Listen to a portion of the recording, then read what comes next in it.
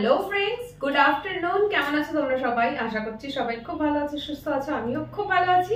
চলে এসেছি আরো একটা নতুন ব্লগ নিয়ে। এখন দুপুর 3:30 বাজছে আর আমি এসেছি আমার জন্য একটু রান্না করতে। কি বলি, তোমরা ভাবছো হয়তো 3:30 সময় রান্না। সত্যি 3:30 সময় টাইম পেয়েছি রান্না করার জন্য। নর্মালি এত বেলা হয়ে গেলে আমি রান্না করি না, বাট আজকে একটুখানি ডিমের তরকারি খেতে ইচ্ছে করছে। আর যেদিনকে ইচ্ছে হয় না কিছু খাবার, সেদিন সন্ধ্যে 5টা বেজে গেলেও আমি রান্না করে সেই খাবারটা খাবো, সে যতই ব্যস্ত থাকি আর যতই টায়ার্ড থাকি। সো আজকেও হচ্ছে সেরকমই একটা দিন। আজ আমি বানাবো ডিমের তরকারি।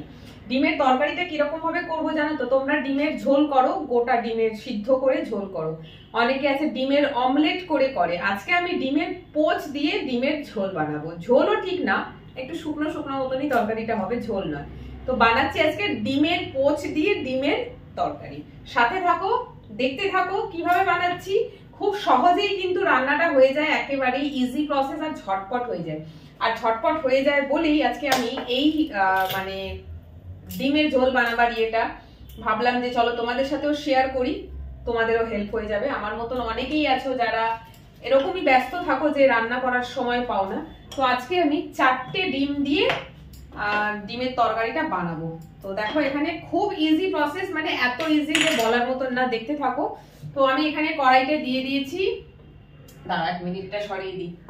কড়াইতে সর্ষের তেল দিয়ে দিয়েছি। এখানে এখন আর কিছু দেবার নেই, ডাইরেক্ট দেবো মশলা। মশলাটা ব্লেন্ডারে আমি ব্লেন্ড করে রেখেছি, মানে পুরো পিষে রেখেছি। এর মধ্যে কি কি আছে বলে দিচ্ছি। এর মধ্যে আছে কাঁচা লঙ্কা, লাল লাল হয়ে শুকিয়ে যাচ্ছিল, সেই কাঁচা লঙ্কা গুলো নিয়েছি। আছে একটা পেঁয়াজ, আছে একটু রসুন, একটু আদা, ব্যাস। কিছুই ভাজাভুজি করার নেই, জাস্ট এগুলো সব কটা মিলিয়ে পেস্ট বানিয়ে নিয়েছি। এইবারে এটা দিয়ে করবো রান্না। তেল তো গরম হয়েই গেছে। এই তেলের মধ্যেই আমি দিয়ে দেবো এই মশলাটা, সঙ্গে দিয়ে দেবো 1 চামচ নুন। কেন নুন দিচ্ছি বলছি, আগে দিয়ে দিই। মশলার মধ্যে এই আদা রসুন বাটা বা পেঁয়াজ বাটা পড়লেই না ভীষণ ভাবে ছিটকাতে শুরু করে। নুন দিয়ে দিলে ছিটকবে না। দেখো তোমাদের সামনেই কিন্তু আমি নুনটা দিলাম, একটুও ছিটকোয় নি চারিদিকে। ছিটকালে কি হয় না, চারিদিক পুরো নোংরা হয়ে যায়, পুরো গ্যাস, মানে একটা তরকারি রান্না করতে এসে পুরো গ্যাস নোংরা করে ফেলি। তো দেখো তোমাদের সামনেই কিন্তু করলাম, একটুও ছিটকোয় নি। এইবারে এইটাকে একটুখানি ধুয়ে নেব। মশলার বাটিতে না মশলা অনেকটা করে লেগে থাকে, সেখানে আমরা করি যেটা, একটুখানি জল দিয়ে নিই। এই জলটা আবার তরকারিটার মধ্যেই দিয়ে দেবো। হয়ে গেল। এইবারে এটাকে একটুখানি খানিকক্ষণ একটু কষাবো। এই মশলাটাকে খানিকক্ষণ একটু, মানে ওই 2-3 মিনিট মতন কষাবো, বেশিক্ষণ না। ফ্লেমটা একটুখানি হাই করে দিয়েছি। 2-3 মিনিট মতন একটুখানি নাড়াচাড়া করে নিয়ে এর মধ্যে আমি দিয়ে দেবো গুঁড়ো মশলা। গুঁড়ো মশলা কি দেবো বলে দিচ্ছি। লঙ্কা গুঁড়ো আছে, জিরে গুঁড়ো আছে, ধনে গুঁড়ো আছে, হলুদ গুঁড়ো আছে। আমি ধনে গুঁড়ো জিরে গুঁড়ো এগুলো সবই ইউজ করি নর্মালি। তো দেখো তরকারিটা ফুটছে, আমি এবারে এর মধ্যে, তরকারিটা ফুটছে বললাম, সরি, মশলাটা ফুটতে শুরু করেছে, কারণ মশলার মধ্যে একটুখানি জলও ছিল, একদম ড্রাই ছিল না মশলাটা। এইবারে আমি এর মধ্যে অ্যাড করে দিচ্ছি একটু হলুদ গুঁড়ো, জোরটা একটু কমিয়ে দিলাম। 1 চামচ দিলাম হলুদ গুঁড়ো। লঙ্কা গুঁড়ো দিলাম, অল্প করে দিলাম, প্রয়োজন পড়লে পরে দেবো, কারণ অনেকগুলো কাঁচা লঙ্কা দিয়েছি। কাঁচা লঙ্কাগুলো না পরে পরে শুকনো হচ্ছিল, লাল হয়ে গেছিল। তো ভাবলাম ভালো হবে লাল কাঁচা লঙ্কাটাই দিয়ে দিই পেস্ট করে, তাহলে গুঁড়ো লঙ্কাটা কম ইউজ করতে হবে। দিয়ে দিলাম মশলাটা। এইবারে হচ্ছে আসল কাজ, এই যে মশলাটা দিলাম না, এই মশলাটাকেই এবারে খুব ভালো করে কষতে হবে। মশলা যত ভালো করে কষবে তরকারির স্বাদ তত বেশি হবে। হলো, সব মশলা মোটামুটি দিয়েছি। গুঁড়ো লঙ্কাটা পরে যদি প্রয়োজন পড়ে আবার দেব। আর এর সঙ্গে আমি অ্যাড করে দিচ্ছি একটা টমেটো। টমেটোটাকে একটু কুচি কুচি করে কেটে নিচ্ছি। টমেটো কুচি কুচি করে কেটে দিলে কি হয় না, সবটা মানে গলে যায়। অনেকে আছে টমেটোর খোসা মুখে পড়লে খেতে চায় না, তরকারি ফেলে দেয়। তরকারি খেতে চায় না ভুল বললাম, মানে টমেটোটা ফেলে দেয়। এরকম লোক আমার বাড়িতে খুদ রয়েছে যে টমেটো দেখলে ফেলে দেবে। তো ওই জন্য আমি কি করি, যখনই রান্না করি টমেটোটাকে একদম কাট করে দিই, ছোট ছোট পিসেসে কাট করি।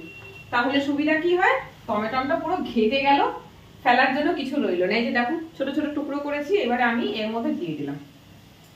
ব্যাস, দিয়ে দেবো অল্প একটু জল।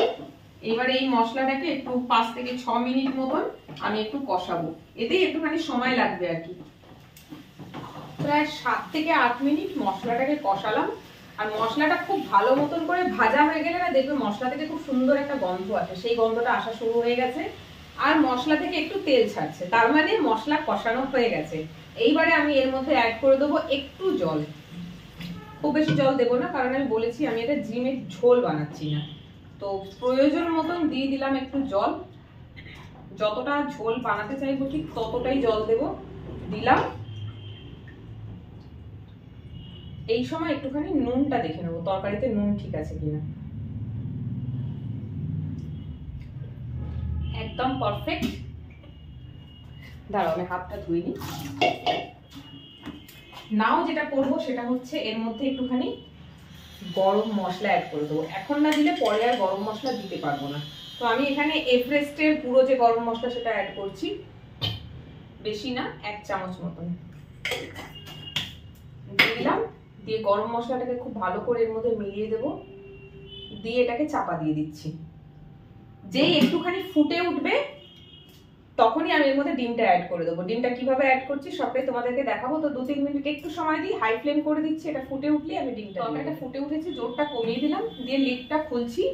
এইবারে আমি এর মধ্যে অ্যাড করে দেবো 4টে বা 5টা ডিম, 5টা দেবো। তো ডিমগুলো দেখো ব্লিঙ্কিট থেকে আনিয়েছি, এত ভালো প্যাকেজিং এ ডিমগুলো আসে না, এই দেখো শক্ত একটা প্যাকেট, আবার এটা আবার লক করা আছে। লক মিন্স হচ্ছে এই যে এখানে এই ছোট্ট ছোট এই দুটো নট, এগুলোকে ভেতরে ঠেলে ধরলে এটা খুলে যাবে। এই যে 6টা করে ডিম আসে, ডিমগুলো বেশ বড় বড় সাইজেরই রয়েছে। তো চলো এবার তোমাদেরকে দেখিয়ে দিই আমি ডিমটা কিভাবে তরকারির মধ্যে। এই যে দেখো তরকারিটা প্রায় রেডি হয়ে গেছে। এবার এই যে গোটা ডিমগুলো দেবো, বলেছিলাম ডিমের পোচ করে হবে, তো এই হচ্ছে ডিম। ডিমটাকে এভাবে মাঝখান থেকে একটু ফাটাতে হবে, খুব সাবধানে ভেঙে না যায়।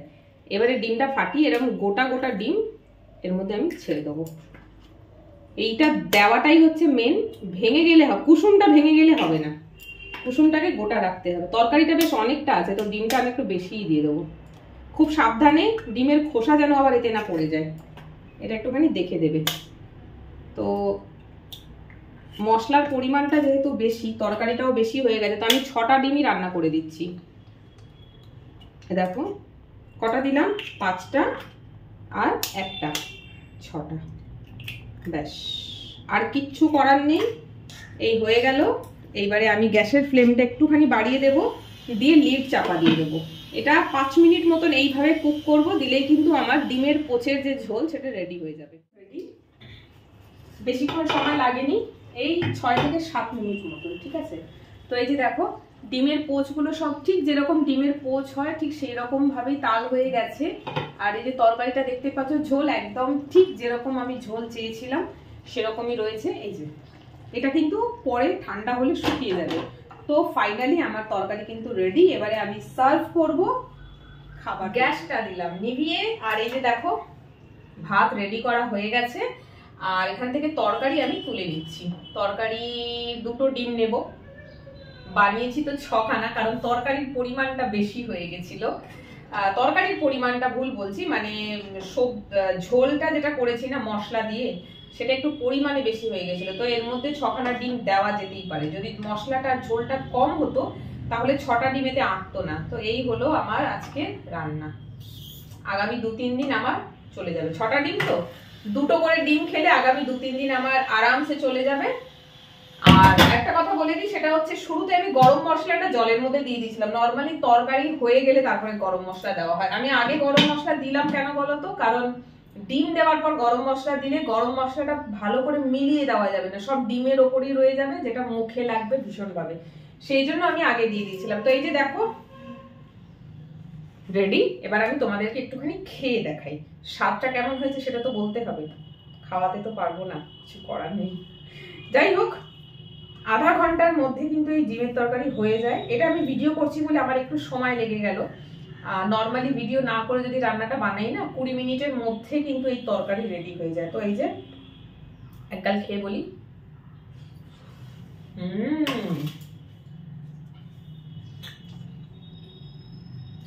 বেশ ঝাল ঝাল হয়েছে। গুঁড়ো লঙ্কা আমি আর পরে দিইনি, আগে 5-6খানা কাঁচা লঙ্কা দিয়েছিলাম লাল লাল, তারপরে একটু গুঁড়ো লঙ্কা দিলাম, ব্যাস ওইটাই দেওয়া, আর দিইনি। তো এটা শুকনো শুকনো করে খেতেই ভালো লাগবে, বেশ ঝাল ঝাল হয়েছে, হিচকি আসছে। তো যাই হোক, চলো ভিডিওটা করছি এখানেই অফ। আমাকে এবার জল খেতে হবে। 1 সেকেন্ড, কথা বলতেই পারছি না।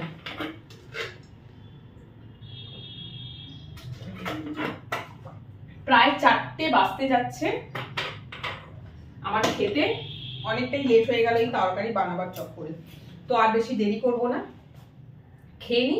আর এই রেসিপি ব্লগটা তোমাদের সাথে অবশ্যই শেয়ার করব, তোমরা দেখো। তোমরা চাইলে তোমরাও বানিয়ে খেতে পারো, যারা আমার মতন ঠিক সিচুয়েশন এরকমই, রান্না করার সময় পায় না অথচ খেতে ইচ্ছে করছে। আর ডিমের ঝোল বানাতে গেলে ডিমটাকে ভালো করে সিদ্ধ করতে হবে, সেটাকে ভাজতে হবে, অনেক ঝামেলা। এইটা হলো একদম সহজ প্রসেস, আধা ঘন্টার মধ্যে কিন্তু ভাত তরকারি দুটোই রেডি হয়ে যাবে। তো যাই হোক, ভিডিওটা তোমরা দেখো, কেমন লাগলো কমেন্ট করে জানিও। আশা করছি ভালো লাগবে। ভালো লাগলে লাইক কমেন্ট শেয়ার করে দিও। যারা চ্যানেলটাকে সাবস্ক্রাইব করোনি, চ্যানেলটাকে সাবস্ক্রাইব করে আমার পাশে থেকো। তো আজকে এই অবধি, সবাই খুব ভালো থেকো, সুস্থ থেকো, টাটা।